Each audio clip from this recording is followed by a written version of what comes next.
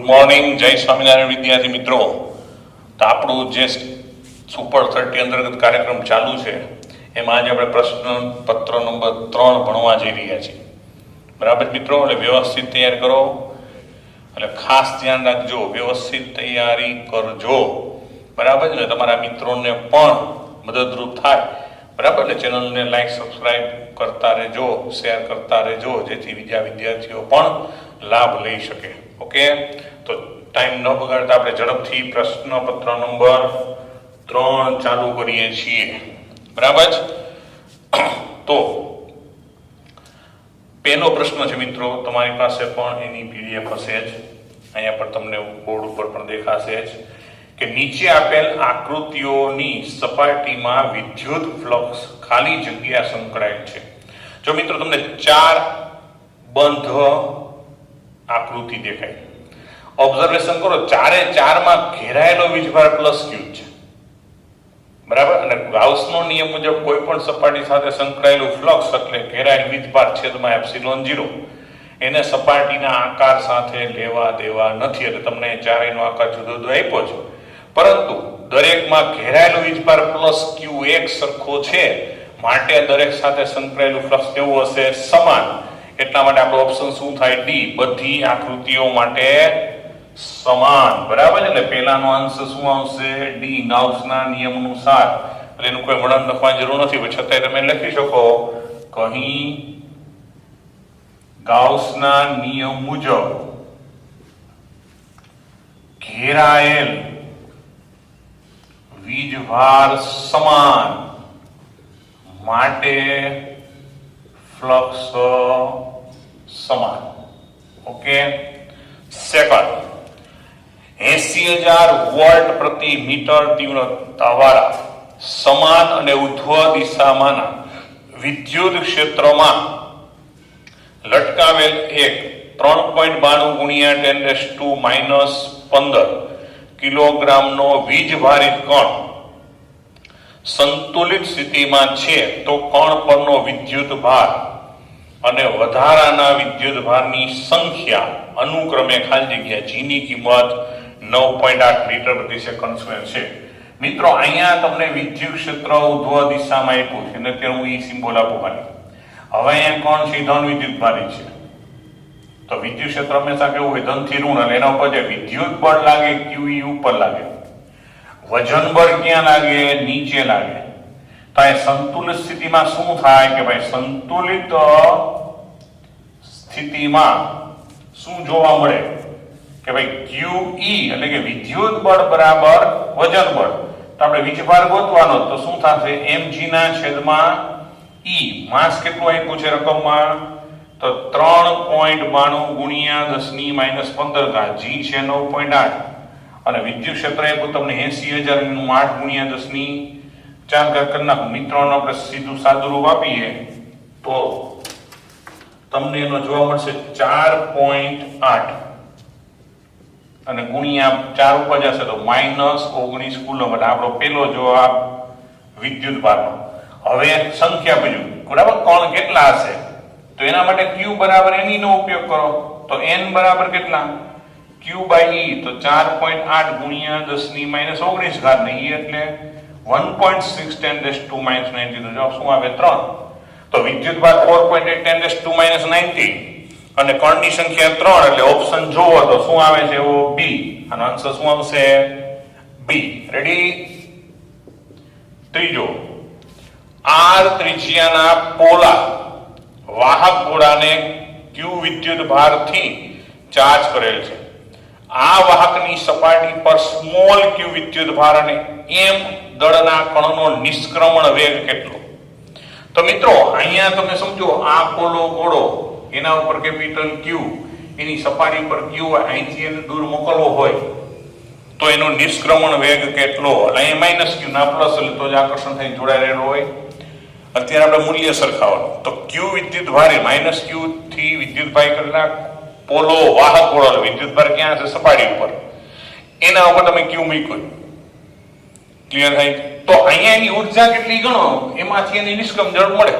તો અહીંયા સમજો Q વિદ્યુત ભારની Q વીજભારની સપાટી પર ઉર્જા એટલે એને આપણે 1/2 mv² કહીએ, કારણ કે આપણે દૂર મૂકેલું હોય નિષ્ક્રમણ એટલે ખબર હોય પેલા નિષ્ક્રમણ ઝડપ એટલે હું કોઈના ક્ષેત્રમાંથી અનંતે ક્ષેત્રની બહાર મોકલી દેવા માટે જરૂરી ઝડપ એને નિષ્ક્રમણ ઝડપ કહેવાય.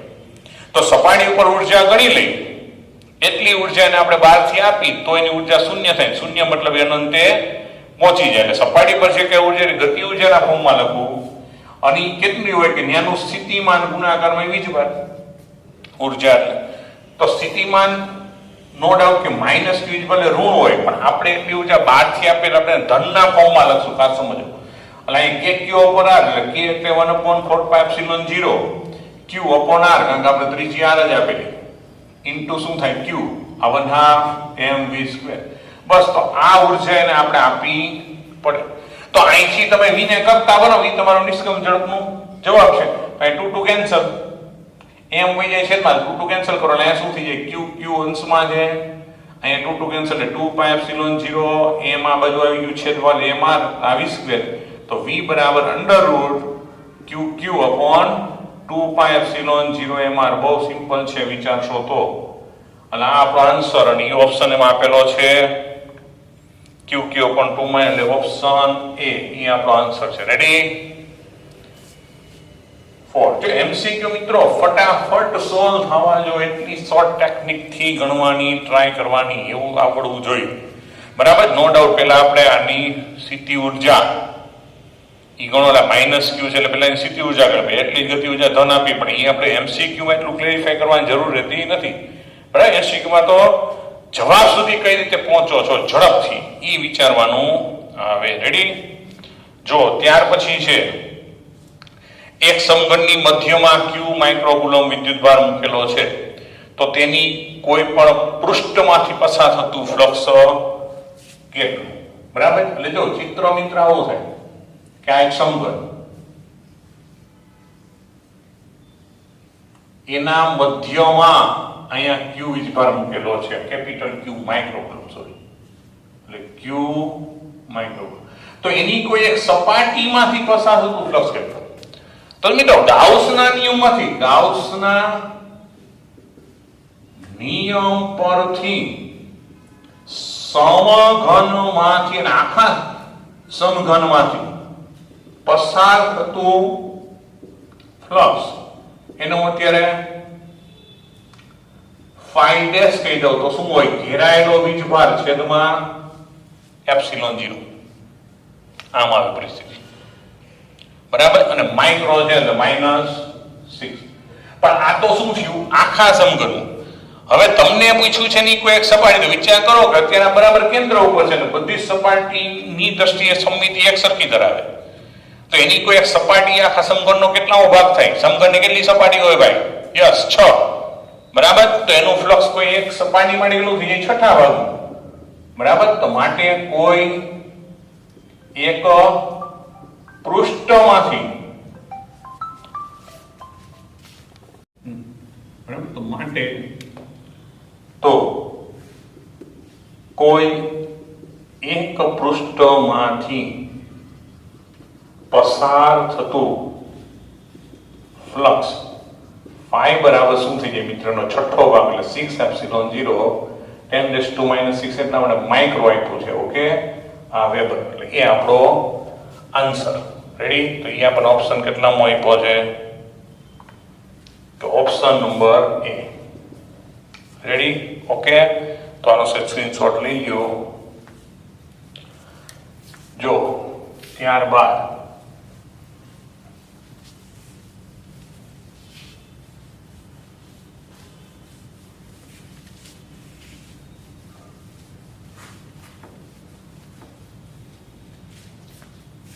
ઓકે. તો પાંચમો એમસીક્યુ છે એ ત્રિજ્યાના વર્તુળના પરિઘ પર રેખીય વીજભાર ઘનતા λ = λ0 cos² θ છે તો તેના પરનો કુલ વિદ્યુતભાર કેટલો. અને એ ત્રિજ્યાની એક રિંગ આપી આના ઉપરની વીજભાર ઘનતા સમજે ને મિત્રો એકમ લંબાઈ દીઠ વિદ્યુતભાર. તો આપણે રિંગ પરનો કુલ વિદ્યુતભાર ગોતવાનો તો પેલા આપણે રિંગમાં નાનો એવો ખંડ વિચારી કે જેને કેન્દ્ર પાસે બનાવેલું ખૂણો ધારો કે d થીટા છે. તો આ નાના ખંડની લંબાઈ શું થાય? તો ચાપની લંબાઈ બરાબર ત્રિજ્યા ગુણાકારમાં ખૂણો થાય એટલે એ d થીટા. તો અહીંયા શું થશે કે અહીં રિંગ પર નાનો ખંડ બરાબર ખંડની લંબાઈ dl કહો તો a d થીટા લેતા તો dl પરનો વીજભાર તો આ dl ખંડ પરનો વીજભાર કેટલો થાય? તો ઈ સ્મોલ વીજભાર નું લખાય કે એકમ લંબાઈ એટલે લેમ્ડા તો dl લંબાઈ કેટલું થાય? તો dl * લેમ્ડા એમાં dl અને લેમ્ડા બેની કિંમત મૂકો તો dl ની કેટલી છે કિંમત? a d theta. લેમ્ડા ની કિંમત રકમમાં કેટલી આપી? Lambda 0 cos square. તો તમારે રિંગ પરનો કુલ વીજભાર ગોતવાનો. તો માટે રિંગ પરનો કુલ વીજભાર જો તમે q કરો તો તમારે આનું કરવું પડે સંકલન અને આખી રિંગ ઉપર સંકલન બંધ સંકલન આખી રિંગ ઉપર. પણ આપણે સંકલન d થીટા રહે ને થીટાના ફોર્મમાં થાય તો રિંગમાં ચાલુ કરો તો અહીં 0 ને આખી રિંગ પૂરી થાય કેટલો ખૂણો થાય? 2π. ને અહીંયા સંકલન ક્યાં થાય? 0 થી 2π. કિંમત શું છે? a lambda 0 cos square theta d theta. તેમાંથી લેમ્ડા 0 એ અચળ છે સંકલનની બહાર. cos સ્ક્વેર નો આપણે લખીએ કે 1 + cos 2 થીટા / 2 કારણ કે સીધું cos સ્ક્વેર થીટા નું સંકલન ન થાય એટલે ત્યાં કિંમત મૂકી 1 + cos 2 થીટા. જો cos સ્ક્વેર થીટા બરાબર 1 + cos 2 થીટા / 2 મેસ વાળાને ખ્યાલ આવશે. આ 2 ને આપણે બહાર લઈ લઈએ તો લેમ્ડા 0 a / 2 તો અહીંયા બે પદનું સંકલન થયું સમજો 0 થી 2π d થીટા કે d થીટા 1 સાથે ગુણાય પ્લસ આ 2 ને બહાર લઈ લીધા પ્લસ શું થાય 0 થી 2π cos 2 થીટા d થીટા. તો અહીંયા જે d થીટા છે મિત્રો એનું એટલે લેમ્ડા 0 a / 2 બાદ d થીટા નું સંકલન શું થાય થીટા એની લિમિટ શું 2π અને 0 પ્લસ. હવે અહીંયા મિત્રો સમજો કોઈ પણ આવર્તી વિધેયનું આખા ચક્ર માટે અથવા 0 થી t કહેવાય 0 થી 2π આખા બંધ ગાળા માટે કોઈ પણ આવર્તી વિધેય sin થીટા હોય cos થીટા હોય cos 2 થીટા હોય sin 2 થીટા હોય અહીંયા તો સ્ક્વેર હતો એટલે આપણે ટ્રાન્સફર કરવું પડે. હવે અહીંયા ઓન્લી cos 2 થીટા છે તો આખા બંધ ગાળા ઉપર કોઈ પણ આવર્તી વિધેયનું સંકલન હંમેશા શૂન્ય થાય ખબર ધ્યાનમાં રાખજો. તો આ લેમ્ડા 0 a / 2 અહીંયા પેલા upper limit minus lower limit 2π - 0 2 2 cancel તો લેમ્ડા 0 a π આ આપણો આન્સર કહેવાય. એટલે એનો ઓપ્શન થશે એને જે આપ્યા છે એમાં ઓપ્શન થયો સી. રેડી? હવે છઠ્ઠો વિદ્યુત ભારિત વાહક ગોળાની સપાટી પરનું સ્થિતિમાન 100 વોલ્ટ છે. ગોળાની અંદરના કોઈ પણ બિંદુ S1 પાસે વિદ્યુત ક્ષેત્ર 0 હોય છે અને ગોળાની અંદરના કોઈ પણ બિંદુ S2 પાસે વિદ્યુત સ્થિતિમાન 100 વોલ્ટ છે. બરાબર? આ બે વિધાનો તે ગોળાને અનુલક્ષીને કરેલા છે. હવે મિત્રો એમાં જે S1 પાસે એનો જે જવાબ આપ્યો એ પ્રમાણે કીધું કે S1 પાસે વિદ્યુત ક્ષેત્ર 0 હોય છે એની જગ્યાએ હોઈ શકે એવું કરજો તો જ એનો જવાબ મેં હોઈ શકે. અને ગોળાની અંદરના કોઈ પણ બિંદુ S2 પાસે વિદ્યુત સ્થિતિમાન 100 વોલ્ટ છે એટલે સ્થિતિમાન 100 વોલ્ટ છે ક્ષેત્ર માટે 0 હોઈ શકે એવું આપણે વિધાન કરશું. આ બે વિધાનો તે ગોળાને અનુલક્ષીને કરેલા તો એમાંથી કયું વિધાન સાચું? કે S1 સાચું પણ S2 ખોટું. હજુ મિત્રો બે વિધાન સાચા છે. આપણે ખબર પોલો ગોળો હોય તેની સપાટી પરનું 100 વોલ્ટ સ્થિતિમાન છે એમ કહી દીધું. વાહક ગોળામાં વિદ્યુત ભાર હંમેશા ક્યાં હોય? સપાટી પર. અંદર ક્ષેત્ર 0 જ હોય અને અંદરના કોઈ પણ બિંદુએ સ્થિતિમાન 100 વોલ્ટ હોય. પણ હવે એનો જે સાચો વિકલ્પ અહીંયા જે જવાબ આપેલો છે એ છે S1 સાચું છે બરાબર S2 પણ સાચું છે એટલે C જે છે C એનો સાચો જવાબ આપેલો હોય. S1 S2 ના કારણે છે મતલબ ક્ષેત્ર 0 છે આના કારણે છે. જો આપણે એવું કેવું હોય તો એના માટે આવશ્યક છે કે 100 વોલ્ટ છે અહીંયા અંદર સ્થિતિમાન અચળ છે જો એમ તમે સ્વીકારો તો ક્ષેત્ર 0 હોય બરાબર. એટલે ક્ષેત્ર 0 જો ક્ષેત્ર 0 હોય તો સ્થિતિમાન અચળ હોય બે વસ્તુ છે એટલે મતલબ કે S2 ને S1 બે સાચા છે. હવે S2 S1 ને કારણે પણ હોઈ શકે અને S1 S2 ને કારણે પણ હોઈ શકે. તમને જ્યારે ખબર હોય કે અંદર 100 વોલ્ટ અચળ છે તો ક્ષેત્ર 0 છે એમ કહી શકો અને ક્ષેત્ર 0 છે તો કારણ શું છે? આનું કારણ તમે ચેક કરો. આપણે સમીકરણ છે આવું V = -dV/dr. હવે જો E 0 હોય તો dv બાય dr બરાબર અચળ, એનો મતલબ કોઈ પણ વિકલન શૂન્ય ક્યારે હોય, એટલે અચળ ક્યારે હોય કે પદ આનું શૂન્ય ક્યારે હોય, આ શૂન્ય લો તો કે એ પદ અચળ હોય તો આપણને અચળ આપ્યું છે. એટલે ખરેખર તો S1 ને કારણે S2 પોસિબલ છે, S2 ને કારણે S1 પોસિબલ. એટલે અહીંયા જે લખ્યું કે S1 એ S2 નું કારણ છે, એનો મતલબ કે સ્થિતિમાન અચળ છે, કારણ કે પેલું જ વિધાન કરી દીધું કે સપાટી પરનું સ્થિતિમાન 100 વોલ્ટ છે અને અંદર એ 100 વોલ્ટ છે, મતલબ સ્થિતિમાન અચળ આપેલ છે, માટે ક્ષેત્ર શૂન્ય હોઈ શકે. એટલે આપણો વિકલ્પ C કે S1 એ સાચું છે, S2 એ સાચું છે, S1 ને કારણે S2 કે S2 ને કારણે S1 બે વિધાનો પોસિબલ છે. એટલે મિત્રો અહીંયા આપ્યું છે જે S1 એ S2 ના કારણે છે એ વિકલ્પ આપણે અહીંયા સાચો ગણાય. જો કે S2 S1 ને કારણે એવું લખ્યું જ નથી, પણ એ લખ્યું હોય તો પણ સાચું જ બને, ધ્યાનમાં રાખજો. રેડી? જો ત્યાર પછી છે 7મો, R1 અને R2 ત્રિજ્યા વાળા બે ધાતુના પોલા ગોળાઓ પર સમાન વિદ્યુત ભાર આવેલા. વિદ્યુત ભાર ધાતુના ગોળા છે એટલે મગજમાં ક્લિયર થવું જોઈએ કે વીજભાર હશે ક્યાં, સપાટી ઉપર, અંદર હશે નહીં. ક્લિયર? સમાન વીજભાર આપી દીધો છે તો તેમના સ્થિતિમાનનો ગુણોત્તર શું થાય? તો સ્થિતિમાન V બરાબર KQ upon R. વીજભાર સમાન છે, ધાતુનું ગોળો સપાટી પર જ હોય, માટે V1 upon V2 કરું તો KQ upon R1 upon KQ upon R2, તો આ બે કેન્સલ, છેદનો છેદનો શું આવે? R2 upon R1, મતલબ વિકલ્પ શું થાય? D. ક્લિયર? 8. ગોળીય કેપેસિટરના કેપેસિટન્સનું મૂલ્ય 1 માઇક્રોફેરાડ, તો એનો વ્યાસ કેટલો? C બરાબર 1 માઇક્રોફેરાડ છે. તો ગોળીય કેપેસિટર માટે મિત્રો, ગોળીય કેપેસિટર માટે સૂત્ર હોય C બરાબર 4πε0r. હવે આપણે વ્યાસ ગણો તો 2r ને વ્યાસ કહેવાય ને, તો અહીંયા 2πε0 અહીંયા 2r કરી નાખું તો એ વ્યાસ થઈ ગયો. તો માટે C બરાબર 2πε0 * d, તો d બરાબર C upon 2π. પણ આપણે 1/4π કોલમ તો કેન્સલ ન કરીએ અને આપણે પેલા r ગોતી લઈએ, r ને કરતા જ બનાવી નાખીએ, એક કામ કરી તો r. એટલે આ સમીકરણ આપણે જાણીએ, મને r બરાબર શું થાય? C upon 4π. તો આપણે કીધું વ્યાસ, વ્યાસ એટલે 2r, તો અહીંયા 2 વડે ગુણવું પડે ને, તો 4πε0, તો આ 2 ગુણ્યા 1 માઇક્રો એટલે -6 બરાબર, અને આનું થાય 9 × 10⁹ 1/4π, તો 18 ગુણ્યા 10 ની +3 ઘાત, અને એ લોકોએ જે કીધું 1.8 × 10⁻⁴ મીટર. ઓકે, જોઈ નાખો, સ્ક્રીનશોટ લઈ લેજો.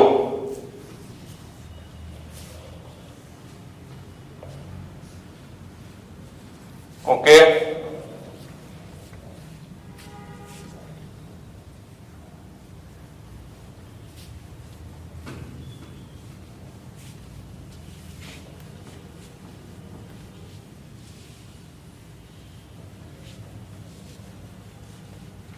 જો ત્યાર પછી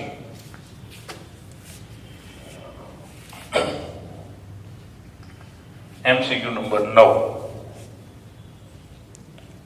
જો 4 કુલમના વિદ્યુત ભારને જે બિંદુએ સ્થિતિમાન 10 વોલ્ટ છે તે બિંદુથી 20 વોલ્ટના સ્થિતિમાન ધરાવતા બિંદુ સુધી લઈ જવા કરવું પડતું કાર્ય 20 જૂલ થાય છે, તો V બરાબર ખાલી જગ્યા. તો મિત્રો અહીંયા કાર્યનું સમીકરણ આપીએ, કાર્ય બરાબર Q ગુણાકારમાં અંતિમ સ્થિતિમાન, તો આપણે 10 થી 20 લઈ જઈએ અને અંતિમ V પ્રારંભિક 10. તો આ જવાબ આપ્યો છે 20, આ આપ્યો છે 4 કુલમ, V આપણે ગોતવું છે. 20 × 4 એટલે 5 બરાબર V - 10, તો V બરાબર શું થાય? 15 વોલ્ટ. એટલે ઓપ્શન ડી. રેડી? 10.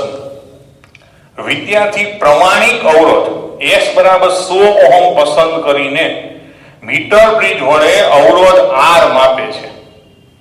L1 બરાબર 2.9 સેન્ટીમીટર અંતરે તટસ્થ બિંદુ મેળવે છે.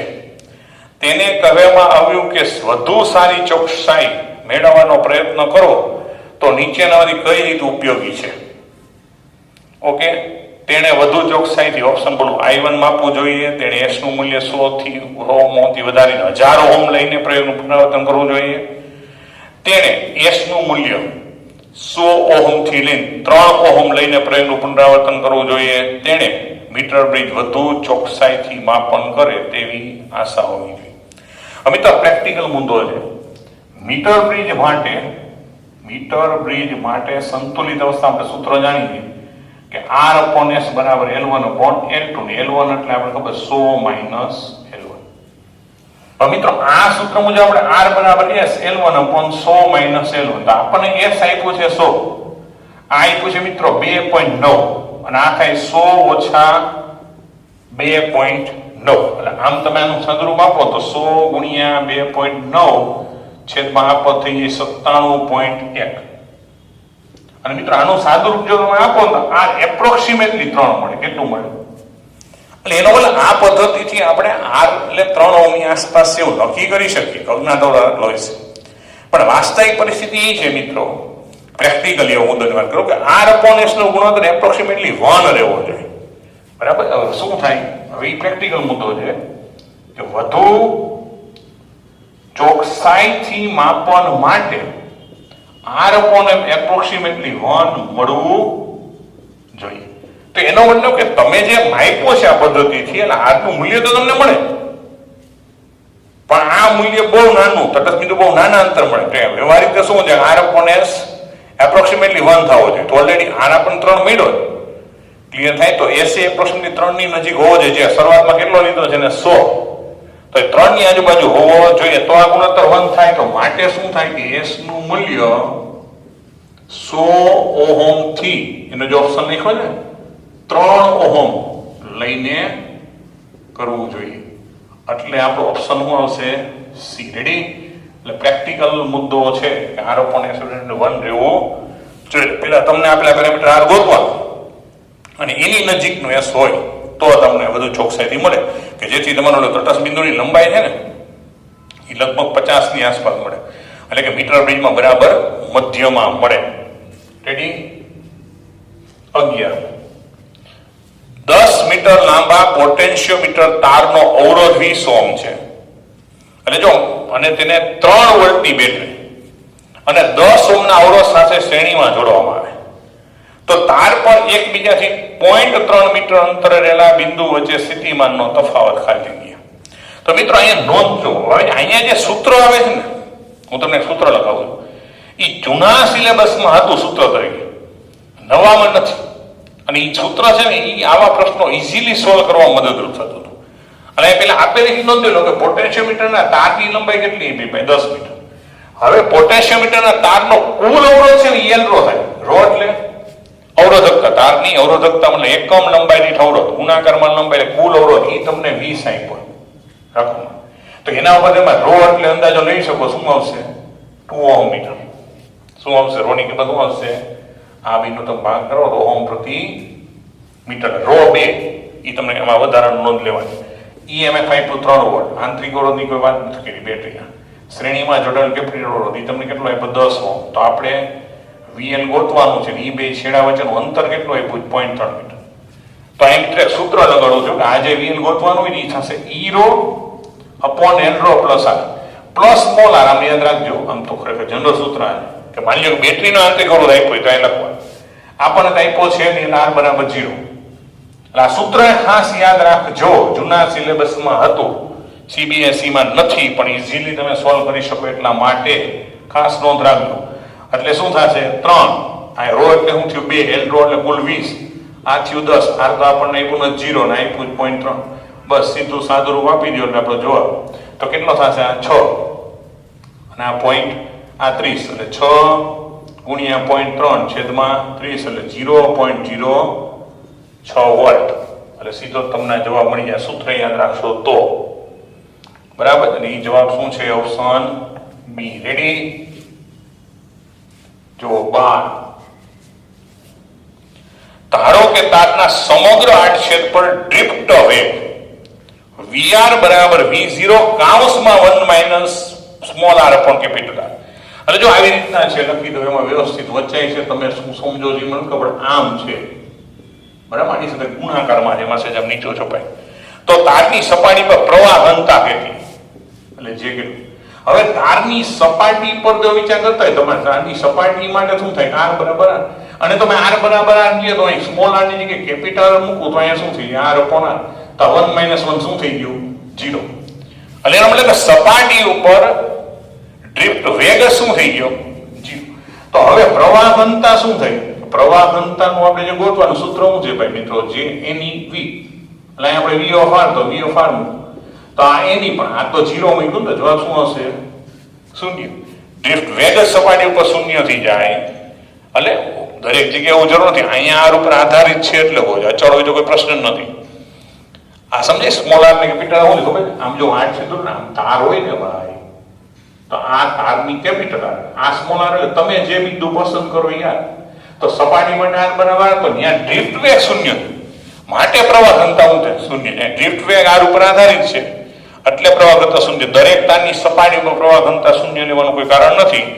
અહીંયા ડ્રિફ્ટ વેગ જે પ્રમાણે બદલાય માટે 0 છે, ઓપ્શન એ. રેડી? ત્યાર પછી 250 વોલ્ટ અને 100 વોલ્ટના બે બલ્બ પ્રથમ શ્રેણીમાં અને પછી સમાંતરમાં જોડવામાં આવે અને દરેક શ્રેણીને 250 વોલ્ટના સપ્લાય સાથે જોડવામાં આવે તો દરેક કિસ્સામાં અનુક્રમે મળતો કુલ પાવર કેટલો. મિત્રો થોડી હિન્ટ આપું, ખાસ વ્યવસ્થિત સાંભળો. તમને જ્યારે પ્રશ્ન પૂછે ત્યાં જુઓ કે તમને જે બલ્બ આપ્યા રેટિંગ શું છે ભાઈ, 250 વોલ્ટ અને 100 વોલ્ટ. પછી તમે એવા બે બલ્બને શ્રેણીમાં જોડો છો કે સમાંતરમાં જોડો છો, પણ સાથે જ્યારે જોડો છો ત્યારે કેટલા વોલ્ટેજ જોડો છો, તો ભાઈ એના રેટિંગ 250 વોલ્ટ છે બલ્બના અને જોડાણ 250 ના વોલ્ટ સાથે કરીએ છીએ. તો આવું જ્યારે બને, શું કહું છું, બલ્બના રેટિંગ જેટલા જ વોલ્ટેજ સાથે તમે બલ્બને શ્રેણી સમાંતરમાં જોડો ત્યારે સિમ્પલી સૂત્ર યાદ રાખો કે શ્રેણી માટે બે બલ્બને જોડેલા હોય ત્યારે શ્રેણી માટે બરાબર, પેલા શ્રેણી શ્રેણી, તો શ્રેણી માટે સૂત્ર યાદ રાખો, PS બરાબર 2 નો ગુણાકાર છેદમાં 2 નો સરવાળો. આપણા કેસમાં 100 ગુણ્યા 100 છેદમાં 100 વત્તા 100 PO P પાવરની વાત કરીએ છીએ ભાઈ. તો શ્રેણી માટે શું થઈ જશે, 50 વોટ. શું કહું છું, જ્યારે બલ્બના રેટિંગ અને તમે જેટલા વોલ્ટેજ જોડો જાય, જો 250 250 એ બે સમાન હોય ને તો સીધું આ સૂત્ર વાપરજો. નહીં તો શું કરવાનું કે ભાઈ રેટિંગ ઉપર પેલા અવરોધ ગોતવાનો, પછી આપેલા વોલ્ટેજ સાથે પાવર એટલે તો v² upon r, તો તેનું શ્રેણી અવરોધનું સમતુલ્ય મૂકવાનું, સમાંતરનું સમતુલ્ય મૂકવાનું, વોલ્ટેજ જુદો જુદો હોય તો. પણ લગભગ MCQ માં પૂછે એવી રીતના સમાન રેટિંગ એટલે સીધો જ શ્રેણી. સમાંતર માટે તો P1 વત્તા P2 બેનો સરવાળો, તો 100 વત્તા 100, તો જવાબ શું આવશે, 200 વોટ. રેડી? અને આપણો જવાબ 50 અને 200, ઓપ્શન ડી, 50 વોટ અને 200 વોટ. ઓકે, સ્ક્રીનશોટ લઈ લેજો. ઓકે, તો આપણે આગળ વધીએ.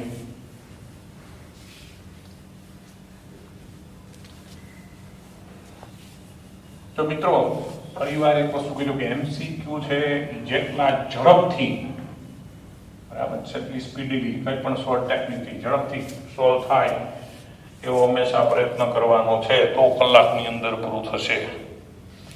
14મો, XY સમતલમાં વિદ્યુત પ્રવાહ ધારિત રિંગ એવી રીતે રાખી છે કે જેથી તેનું કેન્દ્ર ઉગમ બિંદુ ઉપર રહે. હવે x > 0 માટે અડધી રિંગને એવી રીતે વાળવામાં આવે છે કે જેથી તે ભાગ YZ સમતલમાં બરાબર YZ સમતલમાં રહે તો એ ચુંબકીય ચાક માત્રાનું મૂલ્ય ઘટે છે, ચુંબકીય ચાક માત્રા બદલાતી નથી. 0 0 Z R પાસે B નું મૂલ્ય વધે, 0 0 Z જેવાય Z is very greater than R પાસે B નું મૂલ્ય બદલાતું નથી. તો મિત્રો સાચો આન્સર છે ચુંબકીય ચાક માત્રા શું થાય છે, ઘટે છે. હવે કેવી રીતના ઘટે, બરાબર? એટલે આમ 14.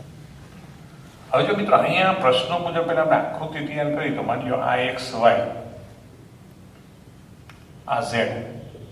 રેડી? તો પહેલી પરિસ્થિતિ આમ છે, આમાં પ્રવાહ વહે છે, ઉદ્ગમ બિંદુ ઉપર કેન્દ્ર છે, એટલે એ સમયે તમે ચાક માત્ર લખશો મિત્રો તો I ઇન્ટુ A એટલે પાઈ આર સ્ક્વેર, કારણ કે ત્રિજ્યા મેં કીધું. બીજી પરિસ્થિતિમાં શું થાય, આ જે સમતલ છે ને એને તમે YZ માં વાળી નાખ્યું. જો અડધું આમ દેખાય ને 3 ડાયમેન્શન, આ જે ભાગ છે આમ પર, તો શું થશે કે આનું જે ચાક માત્રા છે આ જે મળી એ તો Z અક્ષની દિશામાં, કારણ કે સમતલને જ્યારે રિંગ XY સમતલમાં હોય ત્યારે એની ચાક માત્રા ક્યાં હશે? Z, એટલે Z દિશામાં. હવે જ્યારે અર્ધ વર્તુળને YZ સમતલમાં વાળો ત્યારે ચાક માત્રાઓ, તો બે ચાક માત્રા બનશે કે ભાઈ XY સમતલમાં જે અડધો ભાગ છે, XY સમતલમાં રહેલ ભાગને લીધે I1 કીધો એટલે M1, સોરી હવે તો M1 શું થશે કે પાઈ પછી R/2 સ્ક્વેર થઈ જાય ને, અડધો ભાગ થઈ ગયો એટલે આખું ક્ષેત્રફળ પાઈ આર સ્ક્વેર ની અડધું ક્ષેત્રફળ એટલે પાઈ આર સ્ક્વેર બાય 2. આમ તો શું થશે? પાઈ આર સ્ક્વેર બાય 2, અસરકારક ક્ષેત્રફળ અડધું થઈ ગયું ઇન્ટુ I, અને કયા દિશામાં? Z દિશામાં. અને એની સામે જે YZ સમતલમાં તમે ભાગ લીધો એને કારણે M2 ક્યાં થશે? Pi r square by 2 into I, પણ કઈ દિશામાં આવશે? X દિશામાં. તો આ બે પરસ્પર લંબ થાય મિત્રો, આની અહીંયા આવશે, આની આમ જશે, તો પરસ્પર લંબ. તો માટે પરિણામી શું લખશો? પરિણામી ચાક માત્ર એને M' કહી દો તો પરસ્પર લંબ છે એટલે M1 square plus M2 square, તો શું થઈ જાય? √2 M1, બે સમાન જ છે મૂલ્ય દ્રષ્ટિએ. તો એનો મતલબ કે √2 અને પાઈ આર સ્ક્વેર R/2, તો 2 2 કેન્સલ થઈ, શું થઈ ગયું? પાઈ આર સ્ક્વેર I/√2. તો આના કરતા ઓછી થઈ કે નહીં? એટલે માટે આપણો જવાબ કયો આવે વિકલ્પમાં? તો ચાક માત્રા ઘટે. એનો મતલબ શું થયો કે આપણે ઓપ્શન શું લેવો પડે? પ્રશ્ન નંબર 14 ની અંદર ચુંબકીય ચાક માત્રાનું મૂલ્ય ઘટે એટલે એ જવાબ આવશે કે ચુંબકીય ચાક માત્રા નું મૂલ્ય ઘટશે. રેડી? ઓકે. 15 જો ગતિમાન વિદ્યુત પર ખાલી જગ્યાને કારણે ઉર્જા મેળવે મિત્રો, એનો જવાબ આવશે એ. શું? વિદ્યુત ક્ષેત્ર. એનું કારણ છે મિત્રો ચુંબક ક્ષેત્ર તો હંમેશા જે તે ગતિમાન વિદ્યુત ભારના વેગને લંબ લાગે, F = qv × b. અને આપણને ખબર જ્યારે પણ કોઈ ગતિ પદાર્થને લંબ લાગે તો એ માત્ર દિશા બદલી શકે, મૂલ્ય બદલી શકે નહીં. ને મૂલ્ય ન બદલાય તો ઉર્જા તો અદિશ રાશિ છે, એમાં મૂલ્ય બદલાવું જરૂરી છે, એને કારણે એને કોઈ ઉર્જા મળે નહીં. ક્લિયર થાય છે કે વિદ્યુત ક્ષેત્રને કારણે ઉર્જા મળે, કારણ કે ચુંબક ક્ષેત્રને કારણે લાગતું બળ હંમેશા વેગને લંબ હોય, તો લંબ દિશામાં લાગતું બળ માત્ર દિશા બદલી શકે, મૂલ્ય ન બદલે, માત્ર ઉર્જા મળે નહીં. રેડી? ઓકે. 16 બે સમાંતર અતિ લાંબા તારમાંથી વિદ્યુત પ્રવાહ પસાર કરતા લાગતું બળ F છે. જો પ્રત્યેક તારમાંથી પસાર થતો વિદ્યુત પ્રવાહ અડધો કરવામાં આવે તો તેમની વચ્ચે લાગતું બળ ખાલી જગ્યા થાય. ઓપ્શન છે 4F, F/4, 2F અને F/2. તો મિત્રો બે સમાંતર વિદ્યુત પ્રવાહ ધારિત તારો વચ્ચે લાગતા બળનું સૂત્ર શું છે ભાઈ? કે μ0 I1 I2 2π. તો હવે જો તમે બીજી કોઈ પરિસ્થિતિમાં ફેરફાર ન કરો, શરત મુજબ પ્રવાહ બેનો અડધો અડધો કરી નાખો, તો આને અડધો અડધો કરી નાખો તો 2 2 1/4 થઈ જાય ને. નવું બળ શું લખાય? કે આને તમે અડધું કર્યું, આને તમે અડધું કર્યું, બાકી કોઈ જાતનો ફેરફાર નથી, તો આપણે 1/4 આવા બે ચાર ના લખાય, બાકી જેમ હતું એમ જ થયું. તો આને તો આપણે F કીધું છે, તો જવાબ શું આવશે? F/4, મતલબ ઓપ્શન બી. રેડી? 17 ઓરડાના તાપમાને કાયમી ચુંબક માટે થિયોરિટિકલ પ્રશ્નો છે. ઓરડાના તાપમાને કાયમી ચુંબક બને તો એનો મતલબ કે એના બધા ડોમેનની અંદર રહેલી ચાક માત્રા એક દિશામાં ગોઠવાયેલી હોવી જોઈએ, જ કાયમી ચુંબક તરીકે વર્તન કરી શકે. ઓપ્શન આપ્યો દરેક પરમાણુની ચુંબકીય મોમેન્ટ શૂન્ય હોય છે, તો એ ખોટું છે, કારણ કે તો ડાયમેગ્નેટિક થઈ જાય. જે પરમાણુ સંપૂર્ણ રીતે ગોઠવાયેલા છે તેમની વ્યક્તિગત ચુંબકીય મોમેન્ટ અશૂન્ય હોય, તો જે પરમાણુ કાયમી ચુંબક બધા પરમાણુ ગોઠવાયેલા જ હોય. ડોમેન્સ આંશિક રીતે ગોઠવાયેલા હોય, કે ડોમેન સંપૂર્ણ રીતે ગોઠવાયેલો, તો કાયમી ચુંબક માટે ઓપ્શન શું થાય? ડી, કે ડોમેન સંપૂર્ણ રીતે એક ડિસ્કમાં ગોઠવાયેલા હોય જ છે. એટલે ઓપ્શન ડી. ચુંબકીય ક્ષેત્રમાં મૂકેલ વીજ પ્રવાહ ગૂંચળું ખાલી જગ્યા તરીકે વર્તે. તો જો ચુંબકીય ક્ષેત્રમાં તમે વિદ્યુત પ્રવાહી ગૂંચળું મૂકો તો આપણને ખરે પ્રવાહધારી ગૂંચળાની NS હોય અને પરિમિત અંતરે જ કહેવાય. એટલે સ્વાભાવિક છે શું કરશે? ડાયપોલ તરીકેનું વર્તન કરે. એટલે જવાબ શું આવશે? ચુંબકીય ડાયપોલ તરીકે વર્તે.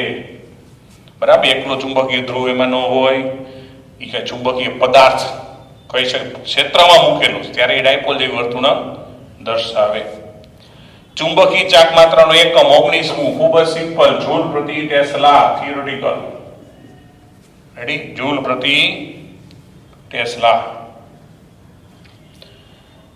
ત્યાર પછી 20મું મિત્રો, એક નળાકારીય ચુંબકને પોતાની ભૌમિતિક અક્ષને અનુલક્ષીને ભ્રમણ કરવામાં આવે. આકૃતિ દેખાય તમને. નળાકારને ભૌમિતિક અક્ષને લક્ષીને ભ્રમણ કરે છે. તેની અક્ષ અને નળાકારની એક વાહક તાર તેની અક્ષ અને નળાકારની દિવાલ સાથે જોડવામાં આવે. તમને આકૃતિમાં દેખાય છે, એમાં એ મીટર મૂકેલ દેખાય છે. તો જવાબ ઓપ્શનમાં ગયા. એ મીટરમાં ડીસી પ્રવાહ વહે, એ મીટરમાં કોઈ પ્રવાહ પ્રેરિત થશે નહીં, એ મીટરમાં ટી બરાબર 2π/ω આવર્તકાળ ધરાવતો એસી પ્રવાહ ઉત્પન્ન થશે, કે એ મીટરમાં સમય સાથે બદલાતો પરંતુ સાઇન વિધિને અનુસરતો ના હોય એવો પ્રેરિત પ્રવાહ મળશે. તો જવાબ છે મિત્રો એ મીટરમાં કોઈ પ્રવાહ પસાર થશે નહીં. કારણ કે તમે ચુંબકને અક્ષની સાપેક્ષે ફેરવો ત્યારે એની સાથે સંકળાયેલા ચુંબકીય ફ્લક્સમાં કોઈ ફેરફાર થતો નથી. ફ્લક્સ અચળ રહે છે. તો અચળ ફ્લક્સ હોય તો EMF ઉત્પન્ન ન થાય, તો પ્રેરિત પ્રવાહ મળે નહીં. ઓપ્શન શું આવશે? બી. એની સાથે સંકળાયેલા ચુંબકીય ફ્લક્સમાં કોઈ ફેરફાર ન થવાને કારણે EMF ન મળે, માટે પ્રવાહ શૂન્ય. એ મીટર શૂન્ય પ્રવાહ બતાવશે. રેડી? 21. એક વાહક ગૂંચળા સાથે સંકળાયેલ ફ્લક્સ ફાઈ બરાબર તમને આપ્યું છે 10t² -50t + 250. સમીકરણથી આપવામાં આવે તો t બરાબર 3 સેકન્ડે તેમાં પ્રેરિત EMF કેટલું? ઓપ્શન આપ્યા 10 વોલ્ટ, 190 વોલ્ટ, -190 વોલ્ટ, -10 વોલ્ટ. તો મિત્રો પ્રેરિત EMF એટલે -dϕ/dt. એટલે આ માઈનસ એમ ન. હવે આનું વિકલન કરો તો 10 t² નું થાય 2t, -50 ખાલી t નું થાય 1, આ અચળ પદ એટલે એનું 0, માઈનસ અંદર ગુણ નાખો તો -20t -50. હવે t તમને આપ્યા છે 3. ઓકે, તો 60 + 50 એટલે જગતમાં જવાબ આવે -10 વોલ્ટ. એટલે ઓપ્શન છે ડી. ઓકે.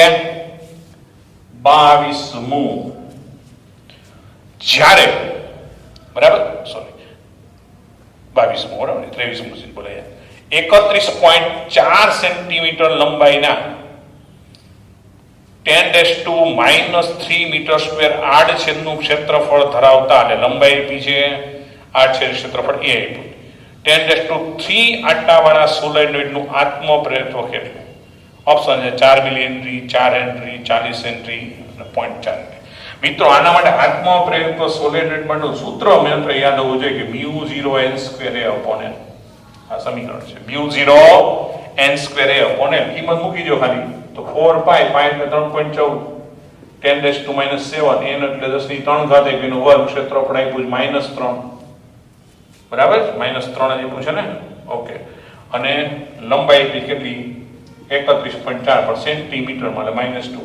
એટલે આ 3.4 ને 31 પણ કેન્સલ કરો, 10 10 × 10⁻² એટલે 10⁻1 ઉપર જઈને +1, તો આ 6 અને આ 1 એટલે 7, +7 -7 કેન્સલ.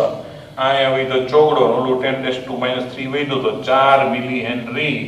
ઓપ્શન એ આપણો જવાબ. માત્ર સૂત્રમાં કિંમત મૂકવાની છે. રેડી? 23. જ્યારે વોલ્ટેજ માપનાર ઉપકરણને એસી મુખ્ય સપ્લાય સાથે જોડેલું હોય ત્યારે ઉપકરણ એટલે મીટર 220 વોલ્ટનો સ્થાયી વોલ્ટેજ દર્શાવે. તેનો અર્થ શું થાય? જો મિત્રો એસી સપ્લાયમાં જોડેલું વોલ્ટ મીટર તમે થિયરિટિકલ ભણ્યા હંમેશા આરએમએસ મૂલ્યમાં આપે, એટલે કે વર્ગના સરેરાશનું વર્ગમૂળ, એટલે ઓપ્શન સીધો જ દેખાય છે સી. બરાબર. મીટર વી નોંધાતું નથી. બરાબર. મીટર શું છે, ઓરિજિનલ વોલ્ટેજ નથી નોંધતું, પણ સરેરાશ વી સ્ક્વેર એટલે અંડરરૂટ વી સ્ક્વેર તો, અને તે અંડરરૂટ વી સ્ક્વેર નોંધવા માટે અંકિત એટલે સરેરાશ એટલે આરએમએસ નોંધે, અને એનો મતલબ ઓપ્શન સી. રેડી. 24મું ઈ પણ થિયોરિટિકલ છે, એટલે આમ ગુણધર્મ દ્રષ્ટિએ ખબર જ હશે કદાચ. એલસીઆર પરિપથમાં અનુનાદની સ્થિતિમાં ઇમ્પિડન્સનું મૂલ્ય કેટલું? તો આર જ હોય, ઓપ્શન ડી. જો ઘણા ન ખબર હોય તો પણ ખબર, એટલો ગુણધર્મ ખબર છે. ઝેડ ની કિંમત શું હોય કે R square plus omega N minus 1/c square. પણ અનુનાદમાં શું થાય? અનુનાદ વખતે ઓમેગા એન બરાબર 1/c, એટલે માટે ઝેડ બરાબર શું થયા? કારણ કે આ કાલ્પનિક કહેવાય, ઇમ્પિડન્સનો કાલ્પનિક ભાગ શું થઈ જાય? શૂન્ય થાય. માટે અનુનાદ થાય ત્યારે પરિપથનો ઇમ્પિડન્સ માત્ર કેના બરાબર હોય? અવરોધ આર જેટલો જ હોય. અને 25મું બરાબર થિયોરિટિકલ ગુણધર્મ શું કીધું? ફક્ત કેપેસિટર ધરાવતા એસી પરિપથમાં વિદ્યુત પ્રવાહ ખાલી જગ્યા હોય તો માત્ર કેપેસિટર હોય તો વિદ્યુત પ્રવાહ કેટલો હોય? વોલ્ટેજ કરતા π/2 આગળ હોય. એટલે શું થશે? વોલ્ટેજ કરતા π/2 આગળ, એટલે વિકલ્પ સી. રેડી. ઓકે વિદ્યાર્થી મિત્રો, તો 25 MCQ પૂરા કર્યા છે આજના લેક્ચરમાં. વ્યવસ્થિત તૈયાર કરી લેવા. ઓકે, નેક્સ્ટ લેક્ચરમાં પાછા નેક્સ્ટ 25 કરશો એટલે તમને તૈયારી કરવાનો પૂર્ણ સમયગાળો પડે. જો મિત્રો ઘણા લોકોના એવી કોમેન્ટ આવે છે કે સાહેબ એક પેપર પૂર્ણ કરાવી દો. તો મિત્રો ઘણા બ્રિલિયન્ટ વિદ્યાર્થીઓ એના માટે એક પેપર, તો અમુક પ્રશ્નો તો બ્રિલિયન્ટને સમજાવવાની જરૂર છે, એટલે કરી શકે. પણ જે નબળા વિદ્યાર્થીઓ છે એના માટે તૈયારીનો પૂરતો સમય પણ એને આપવો પડે.